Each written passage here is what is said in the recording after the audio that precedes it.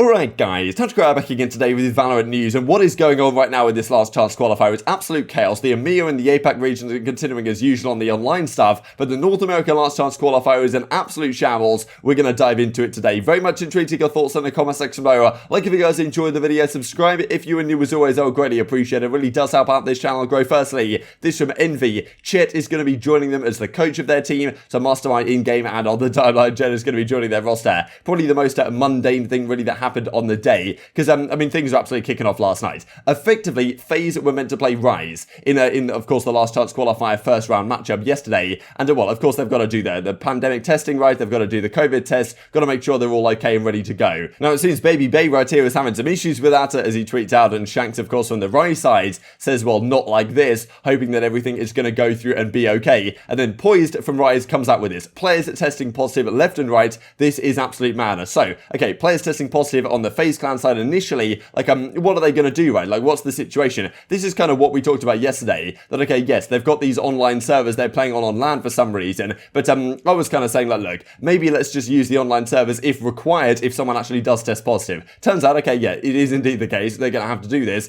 but the problem is, can you play in the venue if you've tested positive? Like what's the protocols on that? So anyway, this is kind of where we try and figure out what's going to be happening here, and it's just an absolute mess. I can't believe they managed to mess this up so hard. So anyways, Jake, like he points out, two Valorant pros tested positive on the FaZe side, babybay and Corey. Riot wants FaZe to play from their facility because of this, with their very high-end PCs. That's the thing, right? So yes, we've got a LAN stadium where the teams could play opposite each other, but if one team tests positive, then Riot's okay, like FaZe, go home and play from your facility, and then we'll use the same online server, and Rise will just be sitting in the station with no one on the other side of the stage, which, I mean, I don't know, just seems a little bit strange to me. Of course, Rise will be playing on the Riot-issued PCs, the ones at the venue, and the ones at the venue are never as good as your ones at home. Like, you've got absolute like massive rigs like at home that these guys can play on at the facility, for example, but the ones in the actual stadium are usually like a very standard default, like they don't have the best specs on them, let's just say. So I mean, yeah, that obviously wouldn't be ideal. Rise were not particularly happy about this possibility, as Derek says, right, you know, the savior for Rise Nation, nothing against the FaZe boys, but it's kind of screwed up. None of them are playing on stage and are only able to go home on NASA PCs, while only 4 members of Rise were on stage on LCS PCs, only 2 FaZe members tested positive. So you know, a complete mess really. They weren't really sure what to do. And then the Rise guys, there was clips that came out just saying, yeah, the Rise guys, we're just going to go home. Like, yeah, we're not doing it. If the FaZe guys are going home and playing on their PCs, we're going to go home as well and play on our PCs. What's the point us sitting here and playing this? Like, I mean, we're playing on online servers anyway. What's the point us even being in the station?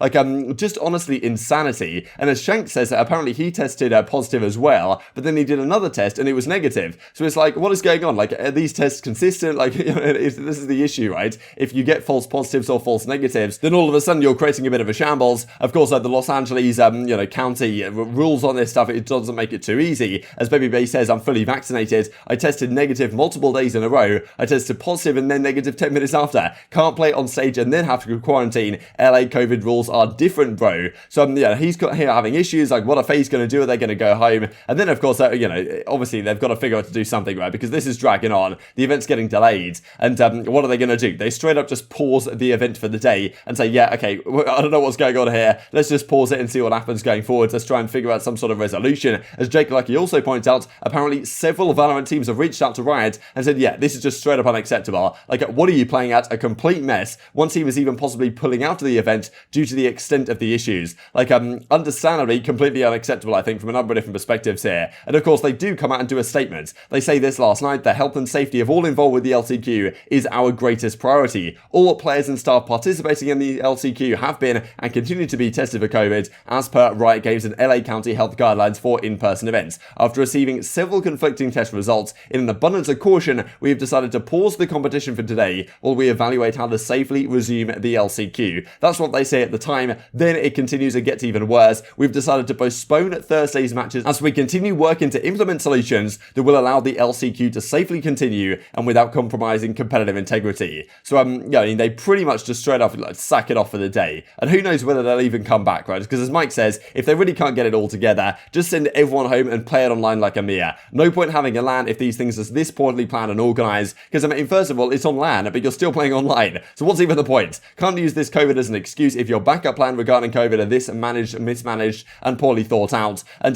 that's the thing, like, there's been a lot of organisations, a lot of, LANs really that have been done in other esports that have been executed far more successfully than this. Even Call Call of Duty managed it much better than this, which even in Los Angeles as well for the World Championship over there. So kind of impressive really to look at how badly they've managed to pull this one off. This, of course, is how it looks in North America then. FaZe Rise, version 1, Cloud9 Blue. All the rest of the matches, for now, they're postponed. We don't know what's going on here. This is how the bracket looks. Will it be continued online? I don't really know. I suppose I'll keep you guys updated tomorrow. In the European side, this is how things went. Liquid took down Guild, so they won that 2-0. Futbolista, well, lost to G2 in the end, so it's going to be G2 Liquid, as I suppose expected, in the upper finals. This, of course, is your lower bracket, and also in the APAC side, this is how things are progressing down there. But very much intrigued to get thoughts and all this stuff in the comment section below. Absolute insanity. Hope you guys enjoyed the video. If you did enjoy it, I'd greatly appreciate a like on the video. I'm really upset that YouTube I know you enjoy this content. Other people like you may enjoy this content as well, and I've grown the competitive Valorant community. Thank you for watching as always. Take care, and I will see you next time.